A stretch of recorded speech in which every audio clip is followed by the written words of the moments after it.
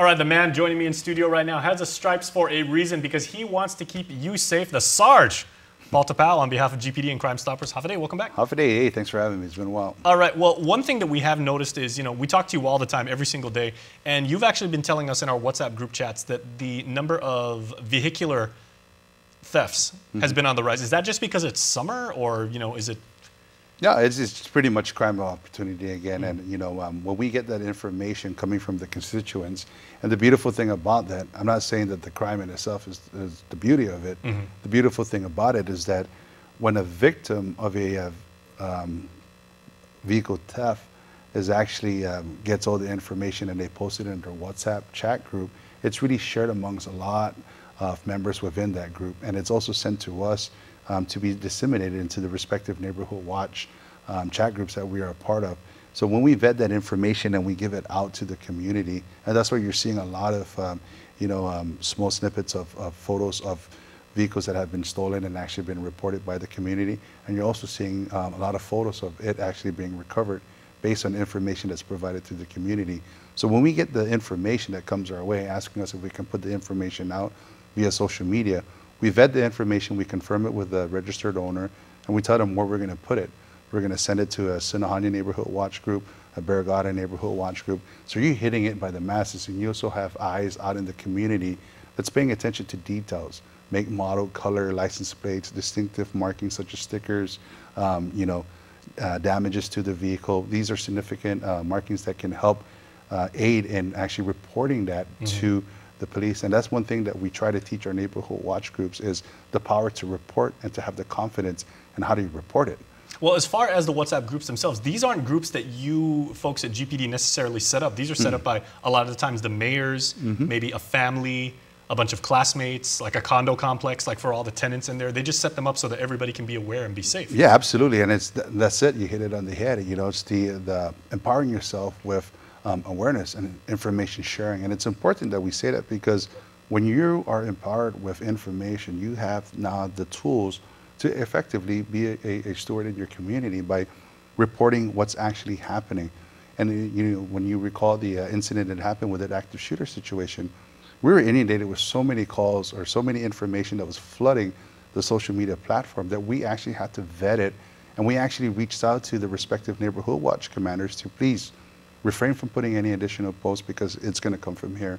And by us doing that, we were able to send that message to the neighborhood commanders, to the respective mayors, and in the same aspect, you had the administrator for the WhatsApp group sending it out to the constituents saying, hey, every information that comes in, we need to vet it before we put it out. So we're sort of like helping mitigate what goes out and what comes in via social media. Now, I've got a question, Paul, because if I'm a member of a WhatsApp chat group, right, the nature of those groups is it's a private group chat. It's encrypted, all the features that WhatsApp provides. But if I see something and I want to pass it on to you, because I may say, hey, I do this segment with Paul Tapao. He's a really nice guy. He said he's always available. Or somebody in there can say, my cousin's a cop. Or, I know somebody that they said, do I have to get permission from you to share something out of that group, or should I just announce it in the group? Hey, I think this would be really good if we pass it on to GPD. Yeah, absolutely. Just so everybody knows. Absolutely. When we have a respective, I'm a part of numerous neighborhood watch WhatsApp group. And I can't imagine what your cellular bill is like. It's nice, but in respective to that,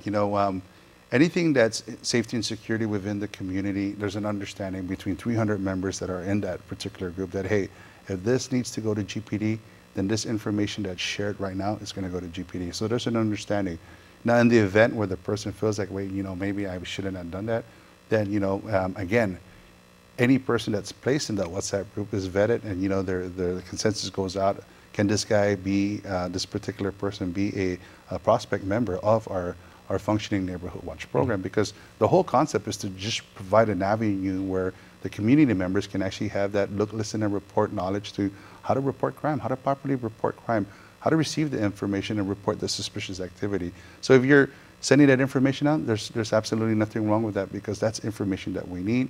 Same thing with the Guam Crime Stoppers. We need those critical elements of a crime, and that's information. That's that missing piece in help solving a crime. Well, long story short, if you're going to forward anything outside of WhatsApp, Messenger, whatever messaging platform you use, best to send it to GPD because you guys always have our back. Keep it with the neighborhood watch because our area commanders, the beautiful thing about it is that we have a specific chat group with the area commanders, and we vet information for them they vet information for us, and they help disseminate the information to the constituents. So you're seeing a beautiful orchestra of just different messages that are going in and out. Before it was just a free-for-all. Now that we have structure, you're starting to see WhatsApp groups that are actually putting information that deals specifically with safety and security within the community. All right. Well, speaking of sharing information, what do you got for us this week for Crime of the Week? This week is different. We want to try highlighting some of our stolen vehicle complaints, and we see the power of social media, and we want to put it out there. This is a stolen vehicle that happened down in the Tumon area. All right. Here's what you need to know.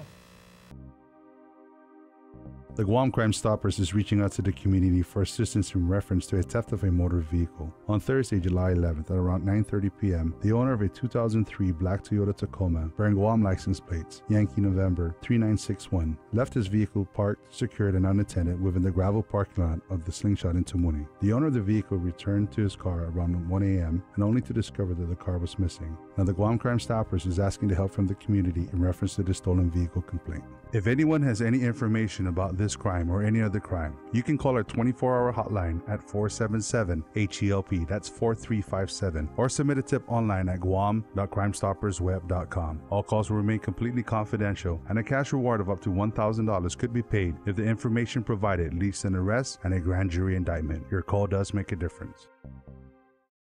All right, Sarge, we got to run, but we appreciate it as always. And again, if you want to find out more about the WhatsApp groups that you're in, just ask your neighbor, ask your mayor, or call GPD, right? Yeah, absolutely. Reach out to your respective mayors to see if they have a functioning neighborhood watch program in their community. First thing they're going to do is ask you if you would like to be a part of the neighborhood WhatsApp chat group that they have. The respective groups, again, there's going to be some rules that have to be in play about what you report and how you report stuff. So reach out to your mayors, reach out to the constituents of your neighborhood watch commanders, and get hooked up and stay connected. All right, thanks so much. We'll see you next week. Thanks for having me. All right, we're back after this.